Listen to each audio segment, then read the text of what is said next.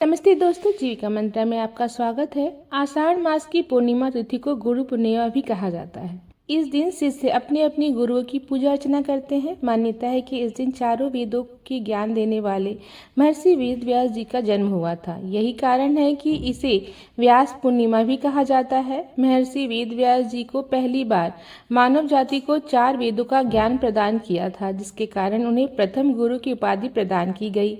पूर्णिमा तिथि भगवान विष्णु को भी समर्पित मानी जाती है और इस दिन माता लक्ष्मी की भी पूजा करने से घर में सुख समृद्धि का आशीर्वाद मिलता है।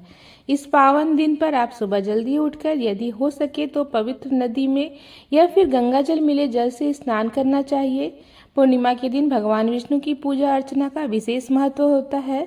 भगवान विष्णु की पूजा करते समय कुछ विशेष मंत्रों का जाप कर सकते हैं, जैसे कि हरे कृष्णा महामंत्र या ओम नमो भगवते वासुदेवाय, ओम श्री विष्णुवे नमः, इन मंत्रों का जाप कर सकते हैं। ओम श्री महालक्ष्मी नमः मंत्र का जाप माँ लक्ष्मी जी की पूजा करते समय कर सकते हैं। गुरु पूर्णिमा के दिन महर्षि वेद व्यास जी की पूजा करने से भी विशेष फल की प्राप्ति होती है। इस दिन अपने अपने गुरुओं का ध्यान करें, अपने गुरु के चरण छूकर उनका आशीर्वाद प्राप्त करें। सुबह के समय विधि विधान से पूजा करके व्रत प्रारंभ किया जाता है। इस व्रत में नमक का सेवन नहीं किया जाता है। दिन भर उपवास रखें।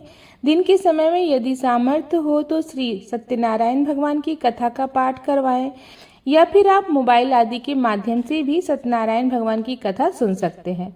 दिन भर उपवास रखें। शाम के समय में एक बार फिर से विधि विधान से पूजा करें। संभव हो सके तो शाम के समय भी पूर्णिमा के व्रत कथा पढ़ें और सुनें। शाम को चंद्रोदय होने पर 1 लोटा जल भर के उसमें अक्षत, शक्कर, मिश्री या बतासे डालकर या सफेद फूल डाल के चंद्र देवता को ओम सह चंद्रमे से नमः, ओम सोम सोमाय नमः इन मंत्रों का जाप करते हुए जल का अर्घ्य दें और अपनी जगह पर खड़े होकर 3 बार परिक्रमा करें। सुबह और शाम तुलसी जी के पौधों की पूजा करें। शाम के समय पवित्र पौधे जो भी हो आपके आसपास आपके घर में, जैसे कि तुलसी जी के पौधे, समी का पौधा, बेल वृक्ष हो तो वहाँ पर आप दीपदान अवश्य करें, क्योंकि पूर्णिमा तिथि पर किया गया दीपदान का भी विशेष पुण्य प्राप्त होता है। शाम के समय आप फलाहार कर सकते हैं। बहुत से लोग इस दिन खीर का सेवन करते हैं। खीर का भोग पहले आप माँ लक्ष्मी को और चंद्र देवता को लगाएं, फिर खुद प्रसाद के रूप में उसे ग्रहण करते हुए अपना व्रत खोलें। पूर्णिमा तिथि पर किया गया दान पुण्य कई जन्मों तक प्राप्त होता है, इसलिए आज आप अपने सामर्थ्य के अनुसार अन्य धन वस्त्र का दान दे सकते हैं। दान हमेशा किसी योग्य व्यक्ति को या फिर मंदिर के पुजारी को दान के रूप में देनी चाहिए। पूर्णिमा तिथि पर भगवान शिव सहित पूरे शिव परिवार की पूजन भी करनी चाहिए। अब जानते हैं इस बार पूर्णिमा तिथि कब से प्रारंभ हो रही है और कब समाप्त होगी, व्रत कब रखा जाएगा। साल 2024 में इस बार पूर्णिमा तिथि प्रारंभ होगी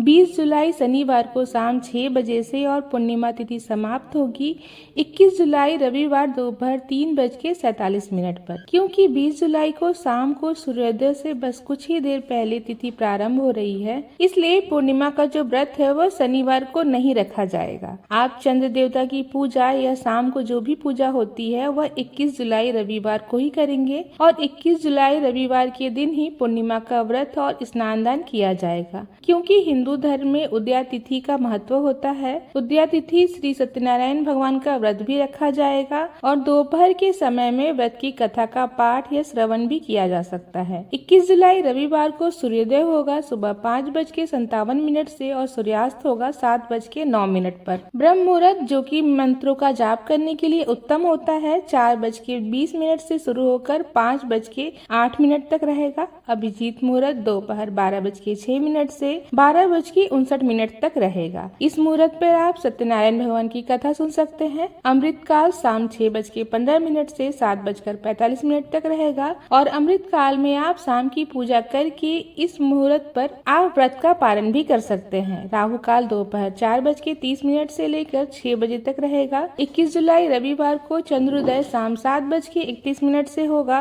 और चंद्र देवता का पूजन जो किया जाएगा वह 7:31 के बाद अमृत काल समाप्त होने से पहले आप कर लें। व्रत का पारण भी आप इस समय कर सकते हैं। इस दिन कथा सुने बिना व्रत अधूरा माना जाता है। वैसे तो गुरु पूर्णिमा के दिन गुरु और शिष्य से संबंधित कथाओं के साथ श्री भगवान विष्णु की कथाएं सुनी जाती हैं। वैसे तो गुरु और शिष्य से संबंधित बहुत सारे प्रसंग हैं, उसी में से एक प्रश्न का अनुसरण हम करते हैं। एक बार की बात है, किसी कस्बे में एक व्यापारी रहता था। वो धन्य धान से संपूर्ण था। कस्बे में भी उसका भरपूर सम्मान था। एक दिन व्यापारी के घर बहुत मेहमान आए। उनमें से बनारस के करोड़पति माधव राम भी थे। माधव राम के स्वागत सत्कार में व्यापारी का पूरा परिवार लग गया। इतना बड़ा सेठ जो कस्बे में आया था। रात को करोड़पति सेठ के सम्मान में संगीत का कार्यक्रम रखा गया। कस्बे में सितार बजाने वाले कृपा शंकर को बुलाया गया। कृपा शंकर देर तक सितार बजाता रहा, लेकिन सेठ चुपचाप बैठा रहा। व्यापारी को लगा इन्हें सितार सुनना पसंद नहीं है। तभी सेठ ने कृपा शंकर से कहा, भैया कब तक सितार के तार ठीक करते रहोगे, अब बजाओ भी। कृपा शंकर बोला, सेठ जी मैं तो बहुत देर से सितार बजा रहा हूँ। सेठ बोला, राम राम, इसे सितार बजाना कहते हैं। कभी तुमने बनारस के सिद्धनाथ का सितार सुना है? जरा सुनो तो समझ आएगा। तुम्हें तो अभी सितार ढंग से पकड़ना भी नहीं आता। सेठ जी ने कहा। सेठ जी की बात सुनकर कृपा शंकर को क्रोध तो बहुत आया, परंतु वह चुप रह गया। इतने बड़े सेठ से कहता भी क्या। उसने निश्चय कर लिया कि अब वह अपमान का बदला जरूर लेगा। जैसे भी बनेगा सिद्धनाथ को नीचा दिखाएगा। दूसरे ही दिन वह बनारस की ओर चल पड़ा। वहाँ उसने बड़ी मुश्किल से आखिरकार सिद्धनाथ का मकान ढूंढ ही लिया। सिद्धनाथ राजा के दरबारी सितार वादक थे। बड़ी मुश्किलों के बाद भेंट हुई। कृपा शंकर बड़ा झूठा, धूर्त और चालाक था। वह जाते ही सिद्धनाथ के पैर पकड़ लिया और कहने लगा, आचार्य मैं तो आपसे सितार सीखना चाहता हूँ, बड़ी दूर से आया हूँ। सिद्धनाथ ने कृपा शंकर को सर से पैर तक देखा, फिर बोले, मैं तुम्हें शिष्य नहीं बनाऊंगा। उससे क्रोध तो बहुत आया, परंतु वह चुप रहा। ने देखा ऐसे तो बात नहीं बनेगी। तब वह सिद्धनाथ की पत्नी की खुशामद करने लगा। सिद्धनाथ की पत्नी को उस पर दया आ गई।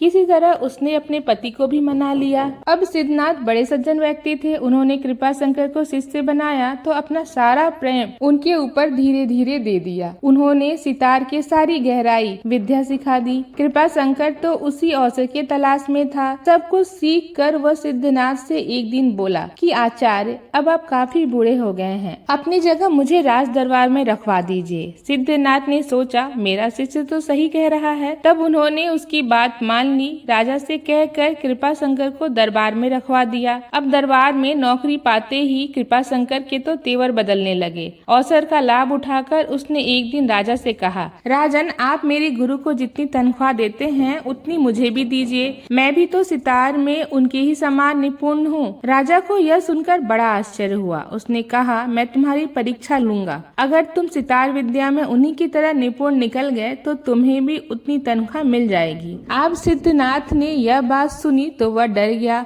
उसे लगा बुढ़ापे में हाथ कांप जाते हैं और कृपा शंकर तो जवान है, मैंने उसे सारी विद्या सिखा दी है, वह तो मुझे जरूर हरा देगा। चिंता में उन्होंने खाना पीना छोड़ दिया। इधर पत्नी भी बड़ी परेशान थी, अगर करे तो क्या करे। उसे खुद ही पर क्रोध आ रहा था। उसी के जिद पे तो कृपा शंकर को शिष्य बनाया गया था। शाम का समय था। सिद्धनाथ एक पेड़ के नीचे बहुत चिंता में बैठे थे। तभी वहाँ पर गंधर्वराज प्रकट हुए और पूछा, आचार्य क्या दुख है आपको? आपने जीवन भर संगीत की साधना की है, मैं आप पर बड़ा प्रसन्न हूँ, बताइए आपके लिए क्या करूँ? गंधर्वराज को देखकर सिद्धनाथ ने प्रणाम किया और फिर अपनी समस्या बताई। गंधर्वराज मुस्कुराए और बोले, चिंता मत करो, दरबार में जाकर सितार बजाओ। और उनको 3 गोलियां दी और कुछ समझाया। ठीक समय पर दोनों दरबार में पहुँच गए। राजा का आदेश पाकर सितार बजाने लगे। सिद्धनाथ की उंगलियां उतनी तेजी से नहीं चल पा रही थी।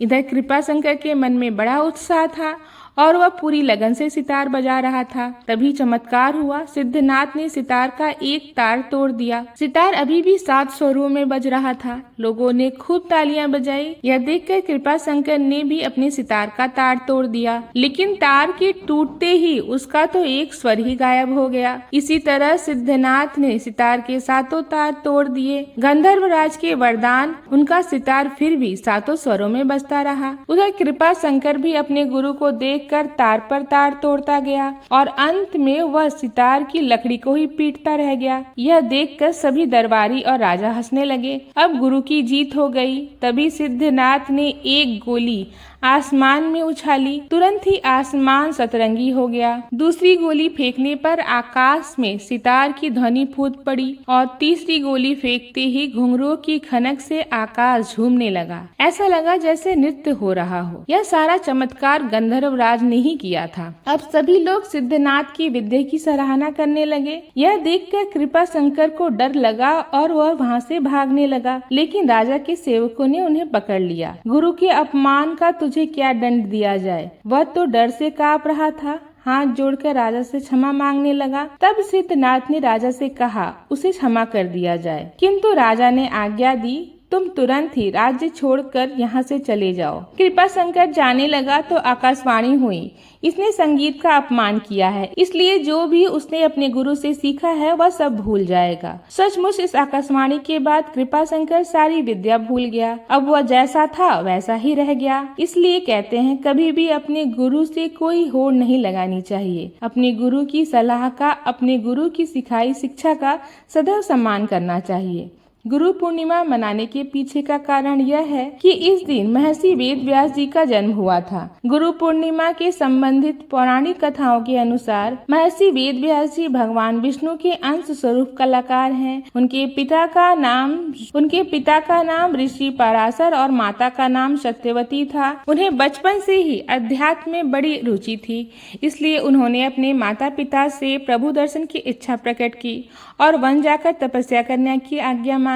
लेकिन माता सत्यवती ने वेदव्यास की इच्छा को ठुकरा दिया। तब वेदव्यास जिद पर अड़ गए। माता ने कहा कि ठीक है, तुम जाकर वन में तप करो, लेकिन जैसे ही घर की याद आए तुरंत लौट आना। इसके बाद तो वेदव्यास जी तपस्या करने के लिए वन चले गए और वन जाकर उन्होंने कठिन तपस्या की। इस तपस्या से पुण्य प्राप्ति से वेदव्यास को संस्कृत भाषा में निपुणता हासिल हो गई। उसके बाद उन्होंने 4 वेदों का विस्तार किया। फिर महाभारत, 18 महापुराण सहित ब्रह्म शुद्ध की रचना की। महर्षि वेदव्यास को अमरत्व का वरदान प्राप्त है। इसलिए आज भी कहा जाता है कि महर्षि वेदव्यास जी किसी न किसी रूप में हमारे बीच उपस्थित हैं। वेदव्यास जी को हम श्री कृष्ण द्वैपायन के नाम से भी जानते हैं। इसलिए हिंदू धर्म में वेदव्यास जी को भगवान के रूप में पूजा जाता है। इस दिन वेदव्यास जी का जन्म होने के कारण आषाढ़ पूर्णिमा को व्यास पूर्णिमा के नाम से भी जाना जाता है। आपको यह कथा कैसी लगी और हमारे द्वारा दी गई जानकारी कैसी लगी, हमें कमेंट करके अवश्य बताइएगा। साथ ही अगर अभी तक आपने हमारे चैनल को सब्सक्राइब नहीं किया है तो सब्सक्राइब करके जाइएगा।